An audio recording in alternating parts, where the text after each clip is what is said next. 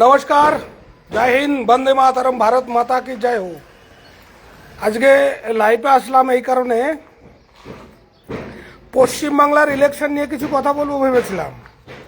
বেজম্মা মমতা, বেজম্মা তার ছেলে মানে অভিষেক বন্দ্যোপাধ্যায়, দীপক ঘোষের বইতে তো পরিষ্কার লেখা আছে মমতা বন্দ্যোপাধ্যায়ের ছেলে অভিষেক বন্দ্যোপাধ্যায়।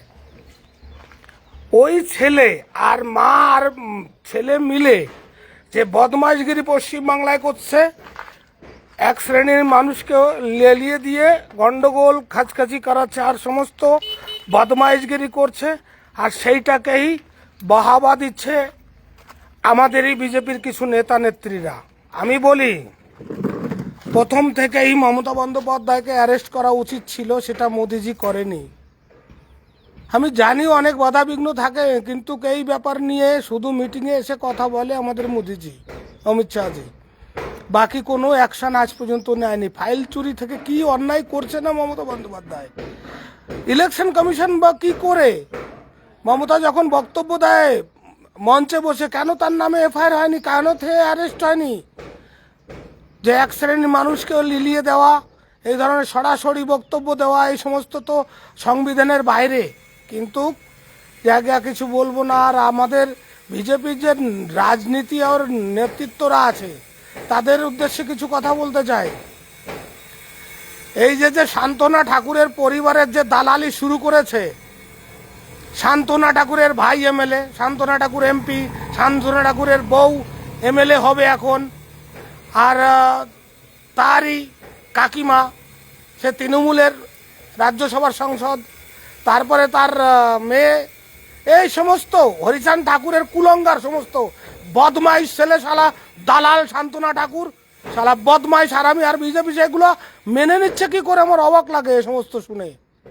তাই বলি, আমি সমস্ত মানুষদের বলি, এই সমস্ত এই ঠাকুর হরিচাঁদ ঠাকুরের নামে যে কুলঙ্গারগুলো জন্ম দিয়েছে, যার 8 পুরুষ হয়ে গেছে, 8 পুরুষ হলে শ্রাদ্ধ পর্যন্ত বন্ধ হয়ে যায়, আর সেই হরিচাঁদ ঠাকুরের নাম ভাঙিয়ে খাওয়া যে বদমাইশগুলো আছে, সেই বদমাইশগুলোকে বোঝাতে চাই, অত মাতো না।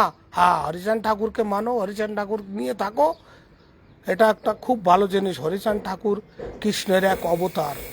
তিনি আমাদের সমাজকে, আমাদের মানুষকে শুধরানোর জন্য অনেক চেষ্টা করেছে, অনেক করেছে, তার অনেক কৃতিত্ব। তিনি যেমন মহাপ্রভু চৈতন্যদেব এক অবতার নিয়ে এসেছিলেন, আর হরিচাঁদ ঠাকুরও এক অবতার নিয়ে এসেছিলেন।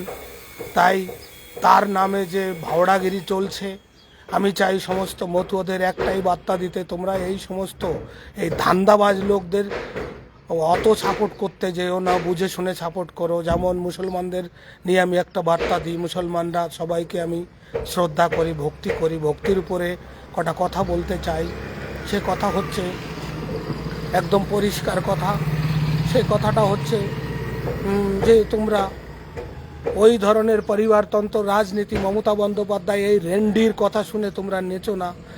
নাচলে তাহলে ভবিষ্যৎ অন্ধকার হবে, দাঙ্গা হবে, হিন্দু মুসলমান ঝগড়া হবে, জাতের সাথে জাত ঝগড়া হবে, মারামারি হবে, কাটাকাটি খুন খারাপি হবে। কেন করছো এসব? যেটা লেগেল সেটা করো।